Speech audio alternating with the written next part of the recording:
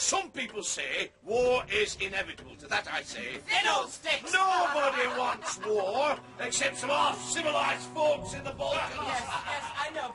To understand an inspector calls, we need to look at two periods of British history. 1912, when the play is set, and 1945, when the play was written. 40 or 45, we'll be living in a world that forgotten all this capital versus labour agitations, not all these silly little war scares. There'll be peace, prosperity, and rapid progress everywhere. Vast, dark place. Then we all might as well decide to leave this world, for it will not be a world worth living in. He felt his writing was something he did in order to forward the war effort. But more than that, it was to try and ensure that the life after the war was better than it had been before. He was echoing the feelings of ordinary people, that there was generally a feeling of the need for change. When the homeland is in danger and there's trouble in the air, we forget our little squabbles and its trespassers beware. All the nation is united when the danger looms in sight, and we march along together as we sing with all our might. United we shall stand, whatever may befall, the richest in the land, the poorest of us all. We must all sing together, birds of a feather, and the crowds will soon roll by. The war dramatically altered the social face of Britain in many ways. The need for arms created full employment, and the morale and welfare of the workers became a national priority.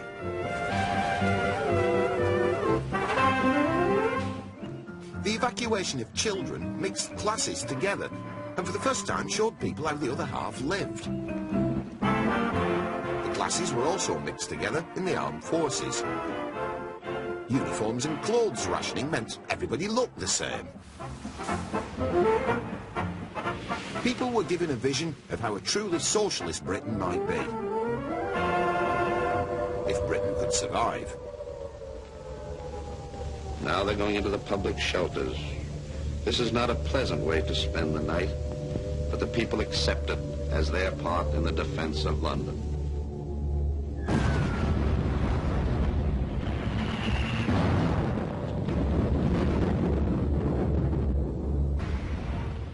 Britain did survive. The war was over. But what should Britain do now? Priestley caught the mood in his famous radio broadcast, Journey into Daylight. We lived at last in a community with a noble common purpose. We had a glimpse then of what life might be if men and women freely dedicated themselves not to their appetites and prejudices, their vanities and fears, but to some great communal task. Immediately after the war, there was a general election.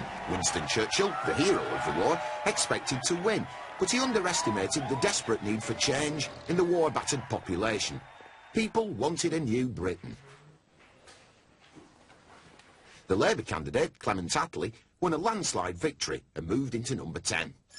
Please, sir, an inspector's called. Does he want to see me? Yes, sir. Says it's important. Oh, all right, then, just show him in here. Give us some more light. Priestley set his play in 1912 because that era represented the very opposite of what people were hoping for in 1945. 2 hours ago, a young woman died in the infirmary. She was taken in this afternoon because she'd swallowed a lot of strong disinfectant. Burnt her inside out, of course. Oh, my God. Yeah, she was in great agony. They did everything they could for the infirmary, but she died. Suicide, of course. Yes, yes, horrible business, but I don't understand why you've come here. The play is about, do we return back to the values of an Edwardian era, or do we move forward? The actual night that the play is set on is the night that the Titanic sunk, the great celebratory moment of the great dream which was about to collapse. I remember it quite clearly now. Sure, a lively, good-looking girl. Country-bred, I fancy.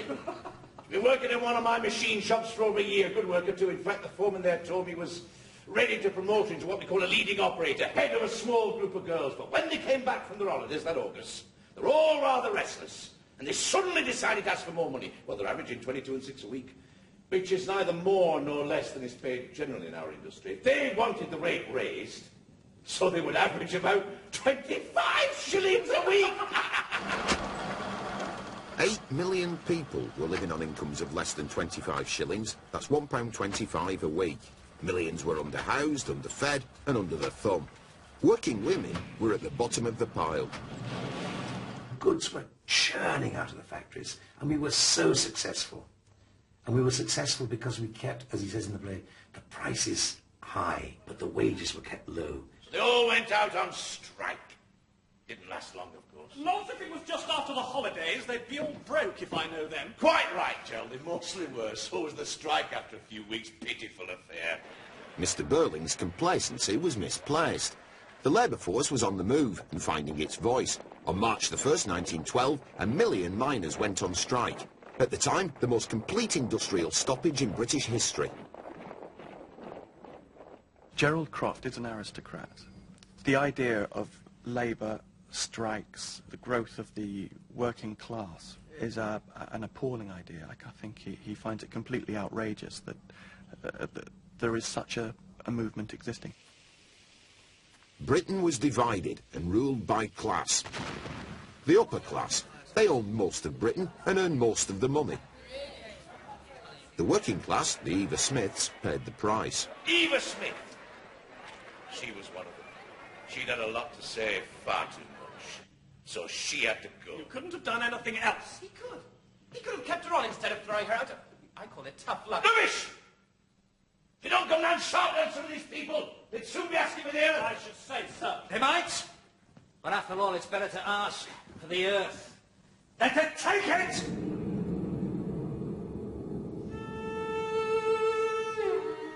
Edna represents the underdog.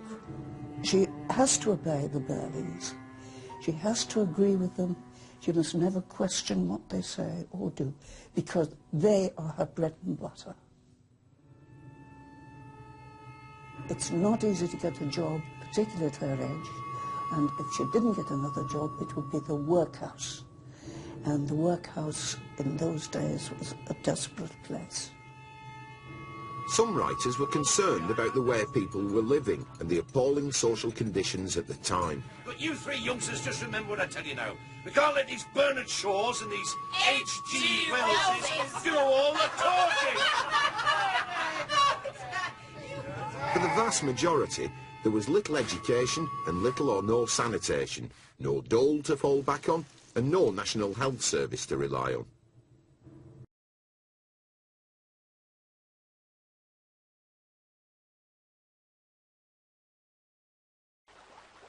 For women like Sheila, the route to a good life lay in marrying the right man. Outside the home, however, women were powerless. They couldn't vote. Emily Pankhurst began to change all that in 1903 with the suffragette movement. Through a campaign of sustained civil disobedience, hunger strikes and demonstrations, suffragettes fought vehemently for the right to vote. In 1913, one suffragette was killed throwing herself under the King's horse at Ascot. Sheila Burling wouldn't have been a suffragette before the inspector called, but after, she might well have taken up the banner, much to her mother's disgust. Mrs. Burling, you're a prominent member of the Brumley Women's Charity Organisation, aren't you? She thinks she does good, sitting on this committee. She's a do-gooder, you know, in her head. And naturally that was one of the things that prejudiced me against her case. I should think so too, damned impudence. You admit to being prejudiced against her case? Oh, yes, yes. Like, there's nothing wrong with being prejudiced against this. Yes, yes. And the daughter, my daughter says... She's just died a horrible death, Mother. Well, I'm very sorry. But I think she had only herself to blame. Was it owing to your influence as the most prominent member of the committee that help was refused the girl? Possibly. Was it or was yes, it not? Yes, it was. I didn't like her manner. The philanthropic charity groups barely scratched the surface of the problem and merely served to ease the consciences of the privileged few. Any measure which really addressed the problem, a few shillings a week more for Eva Smith, would horrify them. I wish you'd been with me tonight in the infirmary. You'd have seen... Please! I've imagined it enough already. Then the next time you imagine it, just remember that this girl was going to have a child. No! Eva Smith took her own life rather than face the only avenue left open to her. With no social safety net, many women were driven into prostitution. For Eric, women like Eva were only good for entertainment. For upper class and lower class to marry each other would have been scandalous. Look, I wasn't in love with her or anything. But I liked her. She was pretty and a good sport.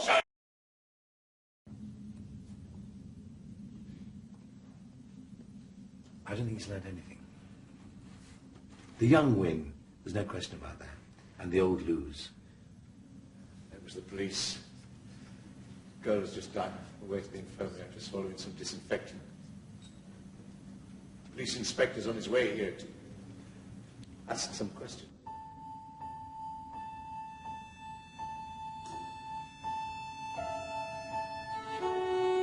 The question for the first audiences in 1945, as they left the theatre, was what sort of world would they go out and build? Priestley gave them the answer. We had a glimpse then of what life might be if men and women freely dedicated themselves not to their appetites and prejudices, their vanities and fears, but to some great communal task.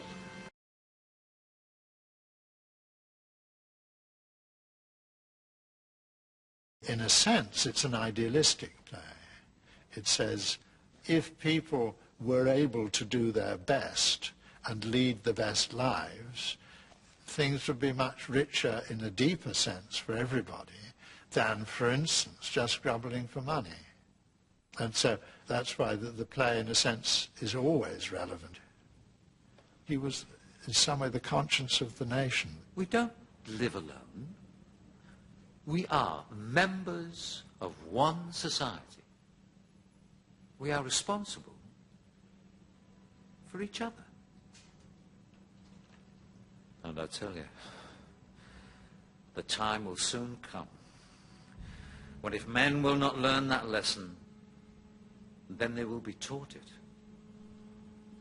in fire and blood.